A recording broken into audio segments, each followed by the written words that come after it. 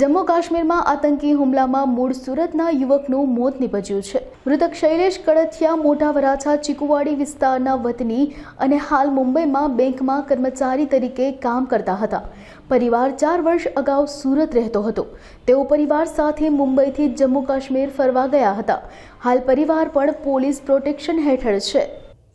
એમનું નામ છે શૈલેષભાઈ હિંમતભાઈ કળથિયા અને હરિકુંજ સોસાયટી વિભાગ બીજો ત્યાં એમનું રહેવાનું છે। અમે પણ સાથે રહીએ છીએ, એમના પાડોશી છીએ, અમે એક જ સોસાયટીમાં રહીએ છીએ અને બોમ્બે નોકરી કરતા શૈલેષભાઈ ત્યાંથી એ લોકો ફરવા ગયેલા જમ્મુ કાશ્મીર અને આવી દુઃખદ ઘટના બની છે। જાણવા એવું મળ્યું છે કે ભાઈ આતંકવાદી હુમલામાં એમને જરા ગોળી વાગી ગઈ છે એવું બનેલું દુઃખદ ઘટના બની છે। એમના પરિવારમાં તો અત્યારે કોઈ અહીંયા નથી રહેતું। એમના પરિવારમાં એના પપ્પા છે, એના મમ્મી 2 વર્ષ પહેલાં એક્સપાયર થઈ ગયેલા છે અને અત્યારે તો મકાન આખું ભાડે આપેલું છે।